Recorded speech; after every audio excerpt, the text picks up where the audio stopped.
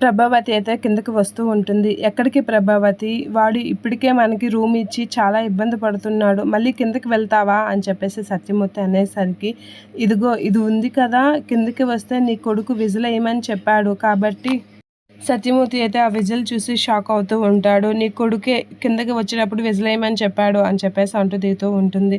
ఇక మీనాకైతే బాలు పువ్వులు ఇస్తూ ఉంటాడు. పువ్వులు తెచ్చి ఓపెన్ చేస్తూ ఉంటాడు. అలా ఓపెన్ చేసేసరికి ప్రభావతి విజిలేస్తూ ఉంటుంది. అలా విజిలేయగానే బాలు అయితే కంగారుగా అవి దాచేస్తూ ఉంటాడు.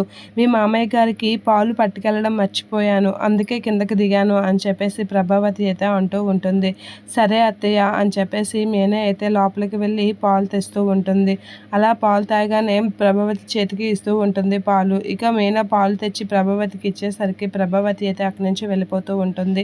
అలా ప్రభావతి వెళ్ళిన వెంటనే బాలు అయితే మళ్ళీ నీ కోసం ఇది కూడా తెచ్చాను అని అయితే తీసి చూపిస్తూ ఉంటాడు.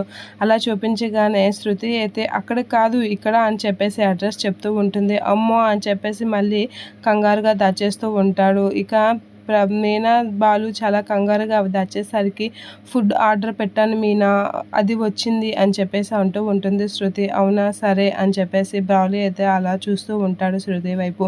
ఇక శృతి అయితే ఆర్డర్ పట్టుకొని వెళ్ళిపోతూ ఉంటుంది. ఇక బాలు అయితే నీకోసం మల్లెపూలు తెచ్చాను మీనా అని చెప్పేసి మల్లెపూలు అయితే ఇస్తూ ఉంటాడు. అలా ఇచ్చి తనకైతే మల్లెపూలు పెడుతూ ఉంటాడు. అలా మల్లెపూలు పెట్టగానే మీనా అయితే చాలా హ్యాపీగా ఫీల్ అవుతూ ఉంటుంది.